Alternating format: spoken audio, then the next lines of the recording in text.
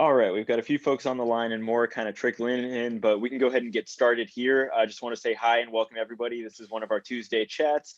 I'm the mayor, I'm Eli Beckman. We've got town manager Todd Cusimano. We've got assistant town manager and town clerk Rebecca Vaughn. We've got public works director RJ Suko. We've got code enforcement officer Mike Moriarty. We've got our planning and building director Adam Wolf, and we've got our parks and rec director Ashley Howe on the line here to answer any questions.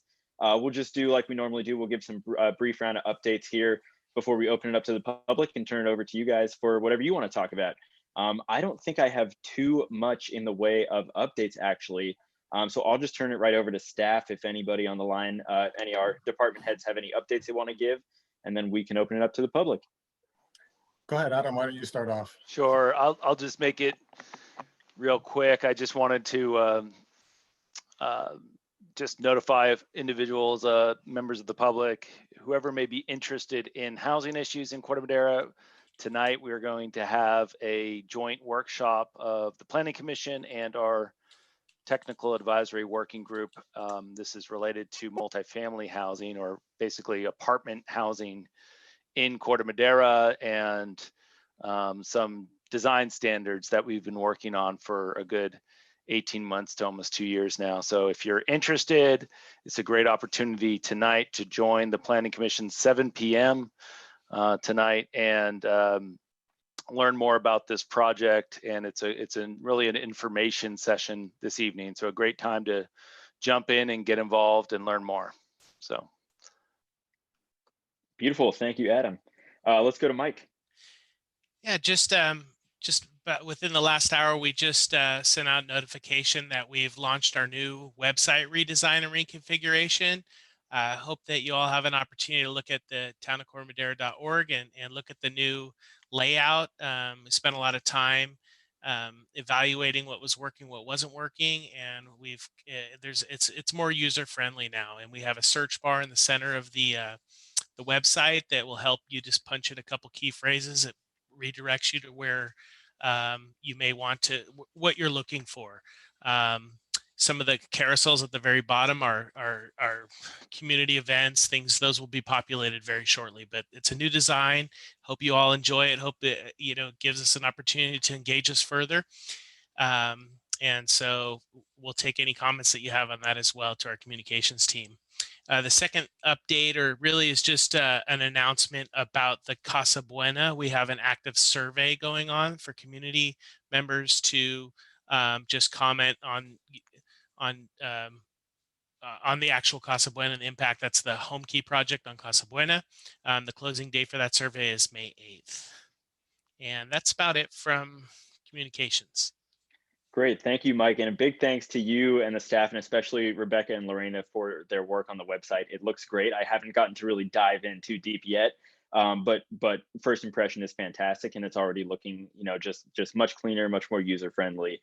So thank you so much. I know that there's so much information that we try to put out there for folks, and it's really tough to organize that into a website that's user friendly. So really appreciate all the efforts there. Do we have any other updates from staff before we open this up to the public? Yeah, RJ. Well, quick update.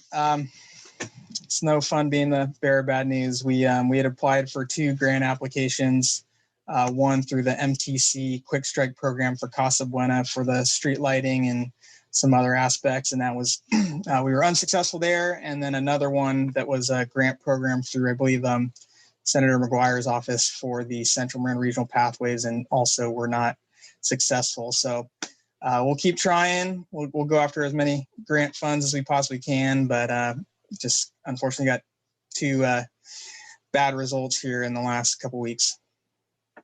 Hey, thanks for letting us know, RJ. Do you know, was there are you able to sum up, anything that we could have done differently, or any reason that our project just wasn't a fit for these grant funds? This is pretty fresh information within the last couple days. I haven't gotten the full debrief, so we don't quite know yet. Leading into it, all the verbal discussions was sounding pretty favorable. But yeah, definitely we'll try and figure out if there was something we could change and improve upon. Okay, and then last question I have, I was just curious, not getting those grant funds, that doesn't necessarily impact the projects, right? Are these projects where council could still, if it chose to, allocate money to take the place of those grant funds? Yeah, there's absolutely room for that discussion, and I think that's part of the plan of moving forward. How do we want to go about, dealing with those aspects that the community may want, and we haven't identified the funding for yet. Great, thank you. And everybody, we're also joined by our Fire Chief, Ruben Martin. Hello, Chief Martin. Do we have any other staff updates before we open this up here? And if not, then we'll go ahead and turn this over to the public. We got a fairly small group today, guys, but go ahead if there's anything you want to talk about or any questions you have, just go ahead and raise your hand here on Zoom and we'll bring you on for a chat. So give folks a minute here to raise their hands if there's any questions. We've got one hand up from Cheryl, so we'll go to Cheryl first and then Lucinda.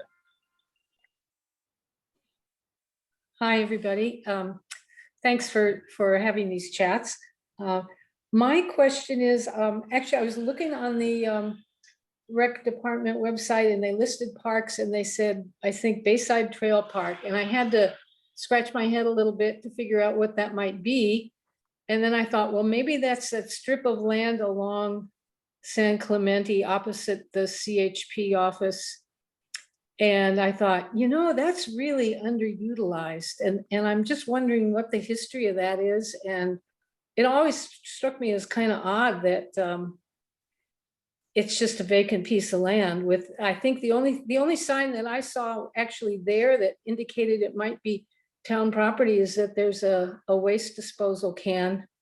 and there are amenities along the path there along San Clemente. It's really nice. And the every spring, the poppies are just phenomenal, but there's a lot of vacant land there. And I'm just wondering what the history behind that is and what, if there are any plans, because it's not at its highest best use right now.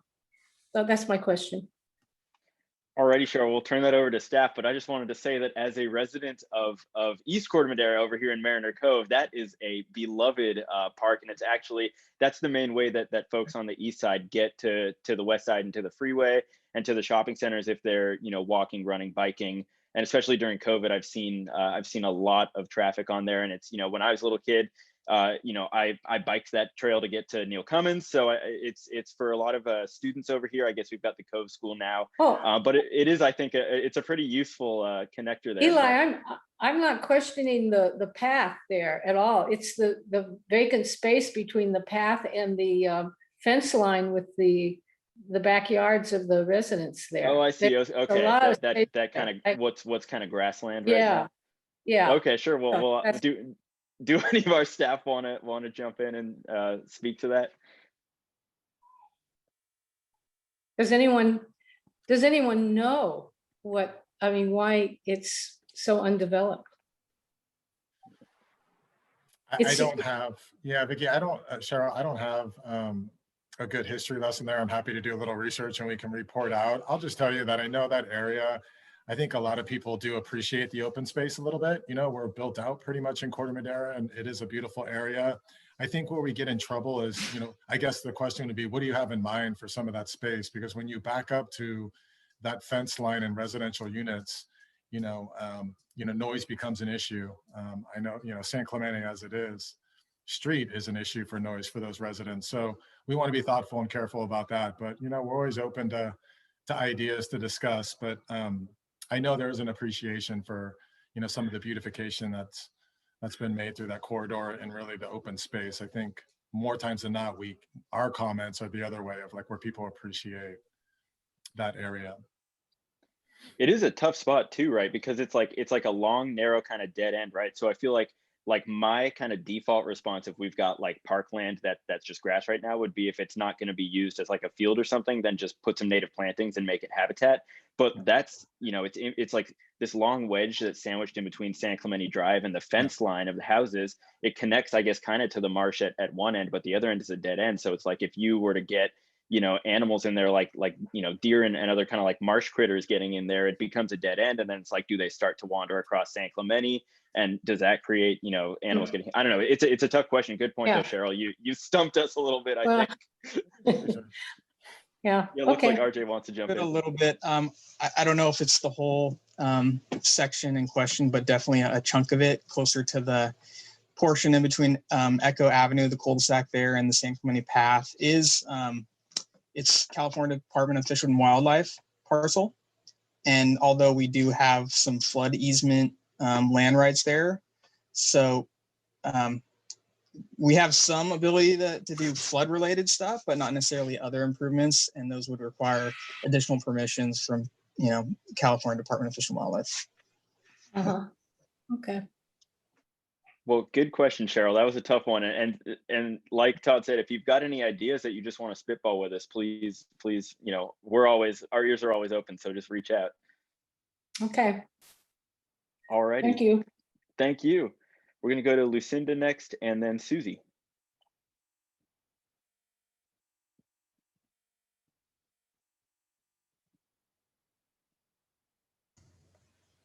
Okay, can you hear me? Yes. Okay. Well, first of all, I'd like to dispute Cheryl and say it's really nice to have some open space and to have some land that is kind of not developed. So I would stand on the other side of her development wishes. My question was, with all the things that have been going on regarding police, I just wonder if it might not be a wonderful time for the police chief to make some kind of interaction in the town chat or through the town chronicles or something. I just think that if we had some communication with the police, it would help mitigate people's concerns, people's wonderment about what goes on with Central Marin, because we've got a great police force, and I really think we ought to let people know about it and let them feel good about it. That's a great point, Lucinda. I'm sure Todd has some good insights for us as a former police chief himself. Yeah, Lucinda, you mentioned this way back when we had, the mayor and I had a lot of conversations with you and other residents a few months back, and you brought this up before, and so that I apologize for that. I will invite him and see if we can get the chief on for if not a routine community chat, but at least once a month. He can join us all. I mean, we have the fire chief, so we should be able to get the police chief on here too. Have a little rivalry going too. It's always fun. But so I will put that invite out to the chief. We agree. Yeah, and we could even, like I think just having him come on as a special guest, like we've had, we had Leela, we had Supervisor Rodoni. I think Chief Norton would be a great special guest. And I think, to Lucinda's point, it is a really tough time, nationally, I think right now with issues around policing, and there's a lot of mistrust and concern among the public with what we see going on in other communities. And like you said, we're really fortunate here in Corte Madera to have such a fantastic Central Marin Police Department, dedicated professionals who are really doing a fantastic job serving the community. But it is so tough, and I always think that in situations where you have, that kind of breakdown of trust, I think the best solution really is just closer communication and closer interaction. So I think you're right on the money there when you talk about how it would be a good idea to just kind of foster that more direct dialogue between Central Marin Police and the public. And I think bringing Chief Norton on for a chat would be a fantastic way to start doing that. Thank you. Thank you. We are going to see Chief Norton or a designee at the May 18th council meeting for a review of the traffic stats in town. Is that right, Rebecca? Yes. Yes, that's correct. And that has been confirmed. That's Mr. Mayor, we don't want to call him ever a special guest. We don't want it to go to his head either. So all right, let's be careful. A regular guest. Yeah. All righty, great. Well, thank you, Lucinda. We're going to go to Susie next. Hello. Hello there. I was just going to respond to Cheryl because that doesn't sound like Cheryl saying there's too much open space. But that, my memory of that spot is, first of all, it was an armpit for years. And our Public Works Department did an incredible job of making that as it is. And I believe that that space between the walking path and that fence was very intentional for the houses who were backing up right to that. But anyway, it's sort of a linear park, and I agree with Eli. It gets used an awful lot, and it's great. Anyway, I also love the website, Mike and Rebecca, and I mean, I just glanced at it, and it's just so simple. It's just so straightforward, and that's just what people need. So thank you so much. Goodbye. Great. That's all. Thank you, Susie. Our pleasure. And that is all our hands up right now. Oh, Cheryl. Okay, Cheryl's going to come back here and I think speak for herself. So we will hear from Cheryl and then Lucinda again. Okay, I just want to explain in the back of my mind, and I know this is kind of would take a lot of thinking through, but in the back of my mind was housing, basically, because we don't have many parcels that are not already have some building on it. And a second point I just have to make is I don't really think we're built out, because we approve people adding additions and putting second stories on their homes, and those could easily be second units. So, and I think that would be it would be a nice option to have for folks. So I'll just say that. We're not built out. Okay, thank you, Cheryl. That is a good point, and I think touches on a much larger discussion that the community is going to be having in the coming years as we contend with the huge new RHNA numbers that we're going to get. I think it's Adam, is it something like 700 or 800 units that we're supposed to build in the next RHNA cycle? So that's unlike anything Corte Madera has ever seen before, and we're getting ready to start the process of updating our housing element. So these are going to be, I think, kind of the big major discussions. Probably, I would say housing and climate change are probably going to be the two big themes of the next, handful of years in Corte Madera. And so, thanks to everybody who's spoken up about that today. Cheryl, good points. I think we're going to be dealing with this a lot in the coming years. So we'll certainly be looking to continue that dialogue. We have another hand up from Lucinda, and then we're going to go to Becky and then James.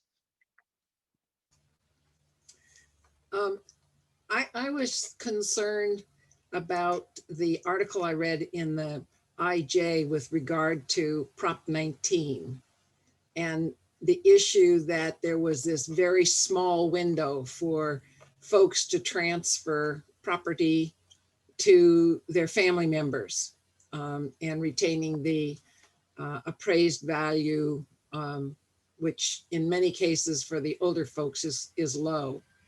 I wonder about what the town would feel of giving some support for Rodani to ask for greater time. I think there's a bill that's going to be put forward, and to give greater time for people to take advantage of this instead of the few months that they had and nobody really knew about it. I know when I voted, I did not understand all of the ramifications of Prop 19, but that one hits me square in the face. So I just wonder if that'd be something that would be supported by the town to stand behind Mr. Rodani and in his position. I don't think he actually took a position in the paper, but he kind of wanted to think that it was fair for people to have more time. That's all. Yeah, I haven't read that article yet, so I'm not really familiar with either what the situation is regarding Prop 19 or what Supervisor Rodoni has been working on.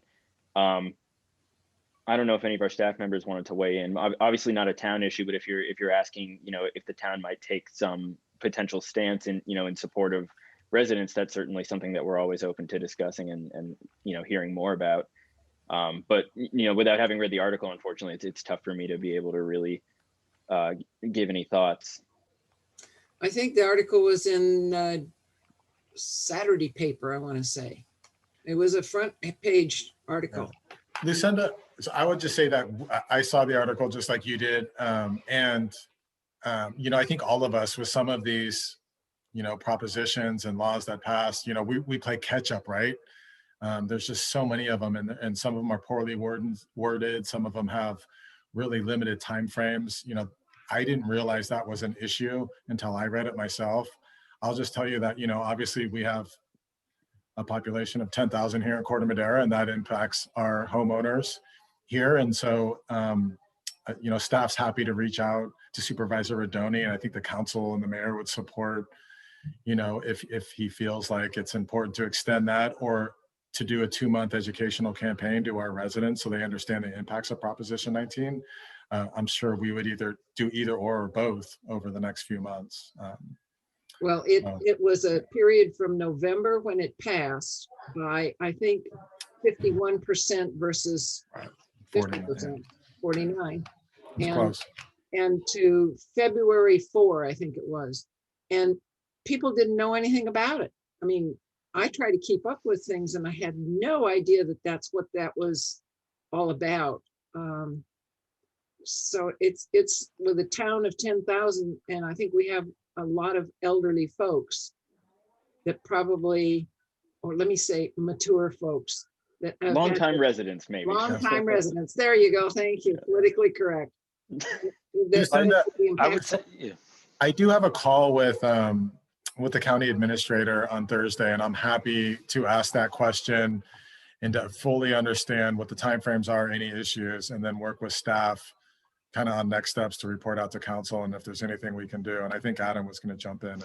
No, I was just going to say, I think there's a couple of provisions, and I didn't read the article either, but I know that one of them is also that currently you could take your property tax, I think, basis and move that up to $1 million to another county if you wanted to move, whereas currently you can't do that. So it's sort of a trade-off, and I think that's why it was, you know, there were pros and cons, and it did ultimately pass in November. But I remember reading that very carefully myself back in November, and obviously there was another piece of that proposition, or a different proposition of timing.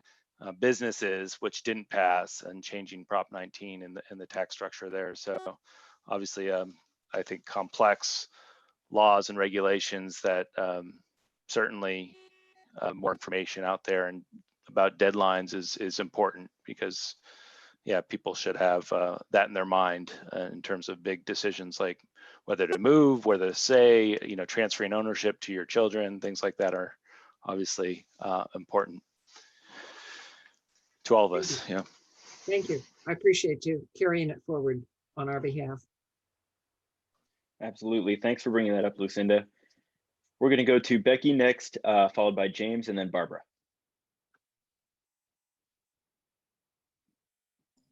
Hi, I have a question for Ashley. The community chat I think it was the last one, at the end of it, Layla asked, what's up with the concerts? And it was talked about a little bit, but I'm on the Corte Madera Community Foundation, and we put the concerts on in conjunction with the town. Mark Goldrosen has lined up bands and is all ready to go, but waiting. And he had understood as of 2 weeks ago, when we'd had a meeting the day before, that we can't have it outdoors because you have to be able to check IDs. You have to be able to admit people to sit in stationary seats, and that doesn't work in the park. And you had to limit it to 100. That was 2 weeks ago. And I admit I have not stayed on top of this the way I did in the very beginning. But Ashley, I know this is your job. Among other things. By the way, have you had the baby? Not yet, thank you. But I am in close communication with Mark, and everything that I hear, I share with him. We had a meeting, I think it was last week, it might have been the week before, with Dr. Willis and Dr. Santora with some updates and just answering questions about special events and private gatherings and exactly what you're talking about. And Mark wasn't able to attend, but it was recorded, so I sent him the link. So I am keeping him informed, but as of right now, it's still something logistically that we're not going to be able to support. And I just want to add, because we're going to lose our Ashley for a few months, and we're going to miss her. And you know, there's a lot going on right in the summer. And as you all know too, Ashley touched on it, but the 4th of July event, as we know it, we're not going to be able to hold the same type of event for the reasons outlined by Ashley. But, our town needs something. We need to do something over the summer that's safe and thoughtful and really brings us together in a safe manner. And so we are, and I had a conversation with Mark last week, asked him again to look at that, conversation that Ashley just referenced, so he's up to date. But really, if there's something that we can do as a town on a much smaller scale, but on a routine basis, to do something like this. And so there's some work to be done. Ashley has been working with the county, as she said. I also am going to continue that conversation starting, continuing through Thursday. I also put this on our agenda for the MERN managers group with the county to see if there's something that we can do. And I think at a minimum, we may be able to do something much smaller, but it's going to be evaluated week to week. And so if we screw it up and we get it, we're going to get in trouble and they're going to shut it down. So, we're going to have to be thoughtful and creative in what we do. And so we'll carry that on when we lose our Ashley through the summer. We'll continue to evaluate this on a weekly basis is what I'm trying to say, Becky. So I'm sure you have ideas for it. I can't imagine how you make it smaller if it's outdoors with unlimited, but that leads us to the community center. Are we any closer to opening the community center? That's a little further away than having outdoor activities. Outdoor is a little bit easier to manage. I think the stipulations right now that would make something outdoors possible is assigned seating and designated areas and vaccination checks and a bunch of different protocol steps that the county's outlined based on the state's guidance. The county's trying to do a good job of creating frequently asked questions to kind of narrow some of the responses. It's really hard for us in our capacities to kind of bridge the difference between the state's guidance and then learning a little bit more interpretation from the county, and then trying to bridge that information to community members like yourself that really want to get out there and they want to know, what can they do to support making it happen. So we're trying to do our best to communicate everything, but inside would be even harder. Okay, thank you. Thank you, Becky. Great questions. And thank you, Ashley and Todd, for really helpful answers there. And just tangentially related, I thought I'd ask, do we have any update on kind of how our progress towards hopefully one day entering the yellow tier is looking? Yes, we were really close last Tuesday. This Tuesday, we're still right there. It's 0.3 away from moving to the next tier. And so I would assume it probably next week if we keep going the way we are, or the week after. So we're within that 2-week period of moving forward. And again, the guidelines are changing rapidly. Like the CDC just dropped that they're not recommending masks outside. You don't need a mask outside if you've been vaccinated, unless you're in close quarters. And so this thing is going to constantly change as we go. And we're going to just have to continue to evaluate it from a week to week basis. For us, and I appreciate it, the county has set up a week to week conversation. Every Tuesday we're reevaluated. We have this conversation and how does it impact all of our departments within our cities and towns?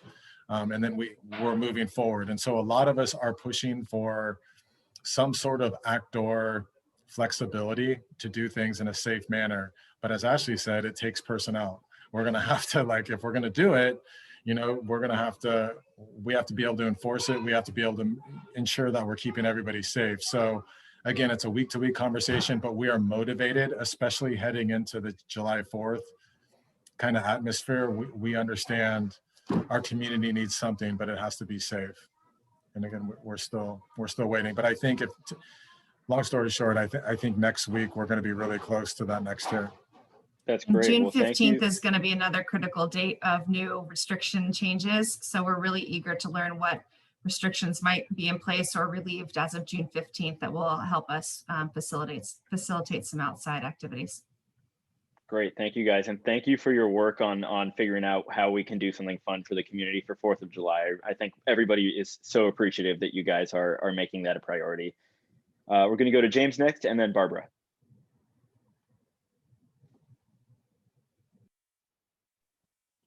Hi there. I had a question. Who do I contact to find out about a permit that is languishing somewhere for a swimming pool remodel.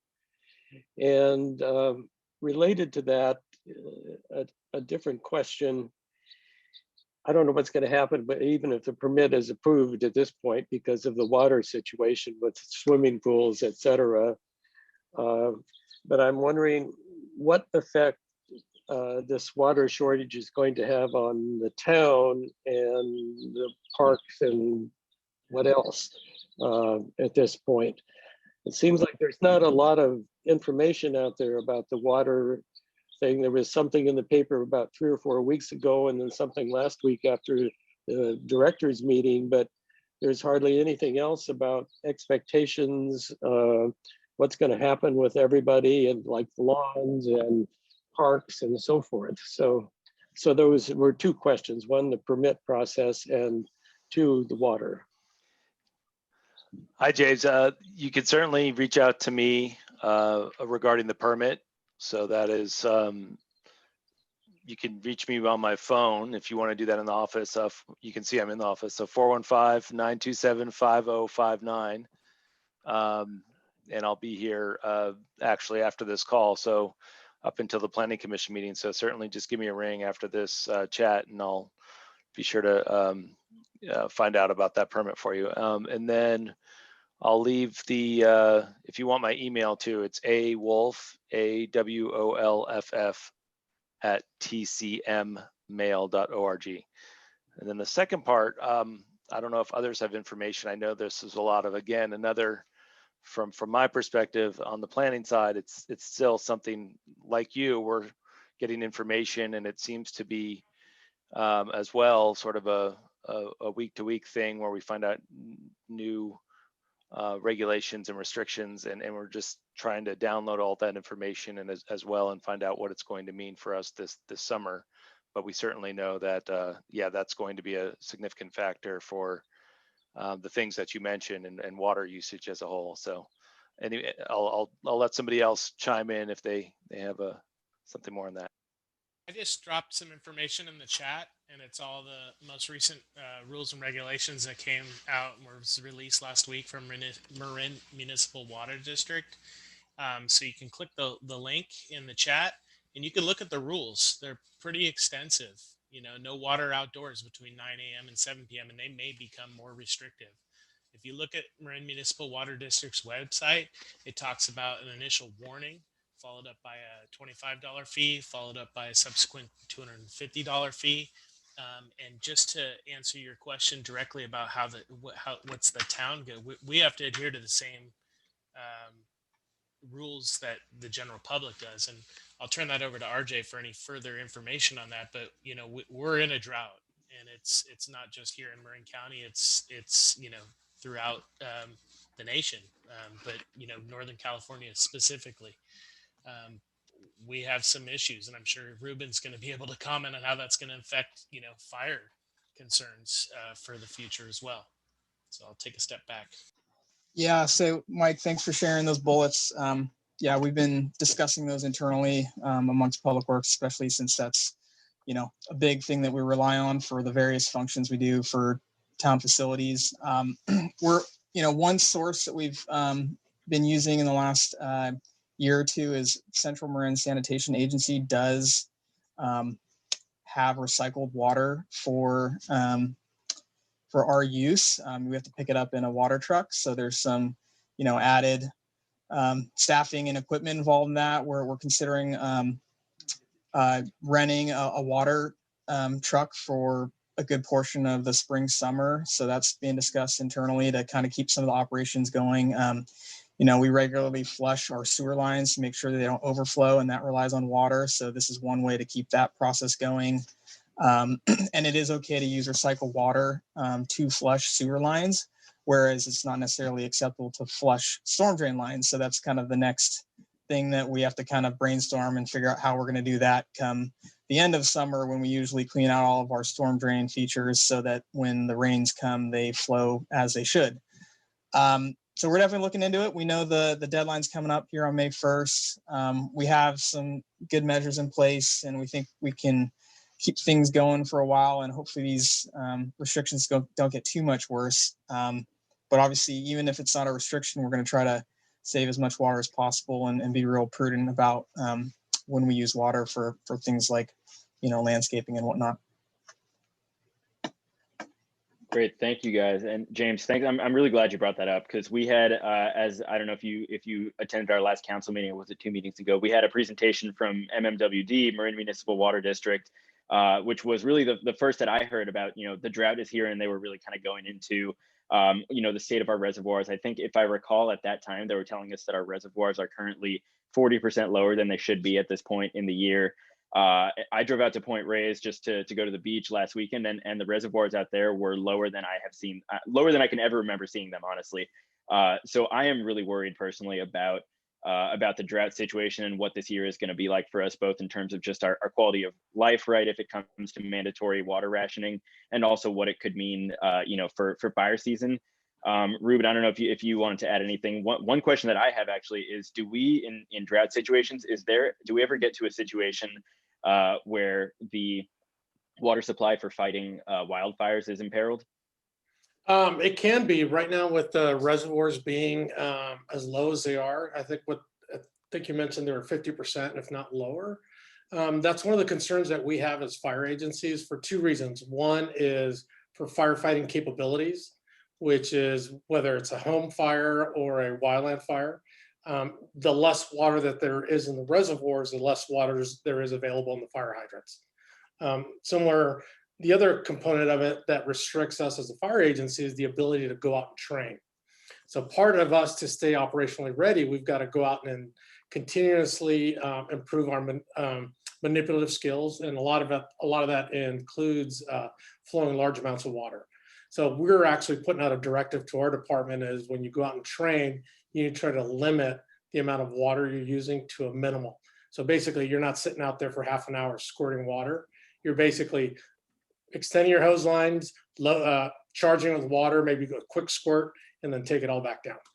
So it's definitely going to change the operations that we do. And I'm hoping that we don't get to a point where we're going to have to really ration water for firefighter capabilities, even though we're looking at a pretty drastic fire season. At least that's what they're predicting this year. Yeah, thanks for sharing. And James, thanks again for bringing that up. Really, really important point there. Anything else that you wanted to talk about?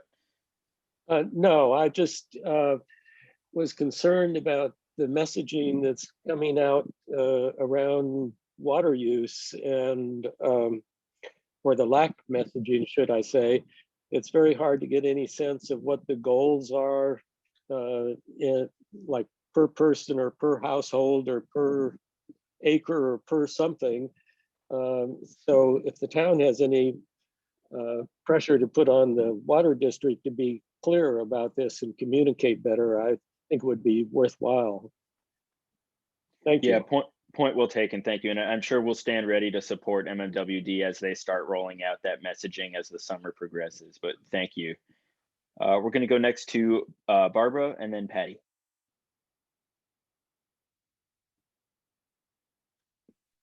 Yeah, hi, this is Barbara. So first a note too about Prop 19.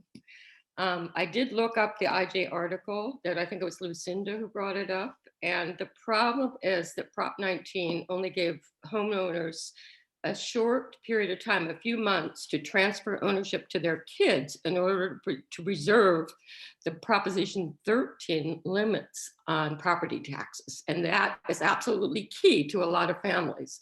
So there is a bill pending before the state Senate now, introduced by Republican Patricia Bates, that would delay implementation of that, of the proposition until February 16, 2023. So that's a 2-year delay. So I think anyone who's upset about this part of Prop 19 should write a letter to the state legislature in support of that bill. And the sponsor again is Patricia Bates, and it is Senate Bill, can't read my writing. Let's see, 668. Senate Bill 668. And they really do use those letters. Those letters can be very effective in passing legislation. And the other thing is in terms of the the summer concerts, I happen to be married to Mark Goldrosen, who is busy upstairs working hard as a defense attorney. So he would be here if he could. He is, as Becky pointed out, he is up and raring to go with those concerts. He's got bands scheduled for every Sunday during the summer. So I hope and pray that the guidelines will change and they will be able to take place. But I can't tell you not a day goes by that someone asks when those concerts are coming up again. They are a beloved local custom. And I don't know if all the staff people live locally and attend the concerts, but they are such a good community. They bring the community together in a way that I have never seen before in the Twin Cities. So yeah, I think it would be great for the town and for the community if they were to start up again, even in a delayed manner and in a smaller manner than they had been in the past. He's already decided he's not going to do any publicity with the concerts in order to try to keep them small. But yeah, so I guess we'll just hold our fingers crossed and hope that they can happen. Thank you. That we will. Thank you so much, Barbara, and thanks for bringing up that information about Prop 19 and that Senate bill. That was really helpful. Sure. We're going to go next to Patty, followed by Lucinda. Good afternoon, everybody. I'm not sure who would field this question. That's why I brought it to the town chat. Next door at 1425, they had to do some revision of their storm drain and dug up the landscaping that they had put in when they built it. And it was at the end of the summer and it all died. And now I have 2 crispy cypress trees about 30 yards from my home. So who do I contact? I thought I would sick Ruben on them and tell him that it's a hazard. But is this an Adam question? I don't know what to do about it. And it's so heartbreaking because I see at the next building where they did not dig up the landscaping, it's now 2 stories tall. Yeah, Patty, we can go out there and take a look at the trees on the fire side and then make a determination. That'd probably be the easiest and cleanest way to do it. And there are requirements that the landscaping be maintained as part of the project that was approved and so on. So it's sort of a combined effort here. I'm happy to follow up. Obviously that's now with the homeowners association now, but we should be able to contact them and make sure that they're have proper maintenance. I hope that doesn't mean that there's not, they have irrigation problems or something like that, but that's something we can look into. I don't think it's an irrigation problem. I think it's when they took the trees out to do the storm drain work, nobody paid attention to the trees. And it wasn't just trees, there were bushes too. I see they have replaced a bush. I can see over the fence, there's a bush replacement, but the trees are just crispy. Thank you. All right, thanks, Patty. Thanks for bringing that to our attention. We're going to go to Lucinda next, and she's our last hand up right now. So if anybody else has anything, go ahead and put your hand up and we'll get to you after Lucinda. I guess you could call me Chatty Cathy today, but anyway, I wanted to follow up on some of the comments regarding the 4th of July and the concerts. I think we've had a very successful 4th of July event in the past for as long as I have lived here, many years. And I think that a lot of people come from other towns to enjoy the festivities, which if we're able to put anything on, we have to mitigate and deal with the fact. So I was pleased to hear that Mark is not advertising the concerts if in fact they're able to be put on, because we do need to keep it kind of close to the vest, no matter what we do, or everybody's going to end up in our backyard and we're going to have a problem. So Todd, when you're talking to the other managers, hopefully they'll be able to figure out to put something on as well, so they can give their citizens something to enjoy and hopefully dissuade them from coming to enjoy whatever we're able to put on. That's all. I just Chatty Cathy today. Sorry. Hey, that's what we're here for. Great. Well, thank you, Lucinda. Thanks for bringing that up. Good point. We don't have any other hands up right now, so I'll just make, I guess, a last call here. If nobody else has anything they want to talk about, we can end a little early and let folks go. I don't know if any of our staff has anything else that they might want to bring up or chat about. Just that Michael Moriarty, our code enforcement and communications official, is going to be a grandpa pretty soon. I don't know if you want to share that. Yes, we did the gender reveal this last weekend, and I am going to have a little girl in the family. So really excited about that. Congratulations. Yep, we come from a family of all boys, so this is going to be a new thing. So we're all already changing how we're communicating, and I'm excited about it. So thank you. Lucinda, if you're still on the line, which I think you are, is she there? Yes, looks like it. You left me a message last week. I tried to call you back, but your voicemail box was full. So feel free to call me back or send me an email. Great. Well, awesome. Thank you, Mike Todd. Thanks for letting us know. And Mike, congratulations on that. That is very exciting. And Ashley, we're all very excited for you. Sad to lose you for a few months. We're going to miss you, but very excited, very happy for you. No other hands up. So I guess everybody's kind of said their piece today. So we can go ahead and let folks go early here. Just want to thank again all the residents who joined us to chat with us and ask questions. And thanks to all of our fantastic hardworking staff for taking the time to be here and answer our questions. And we will see you guys, I believe our next, we've got the Joint Planning Commission and Objective Development Design Standards Working Group meeting tonight. And then we've got a town council meeting the first Tuesday evening of May. So I believe that'll be next Tuesday. So 2 opportunities coming up for folks to get involved, and hope to see you at them. All right, everybody, take care.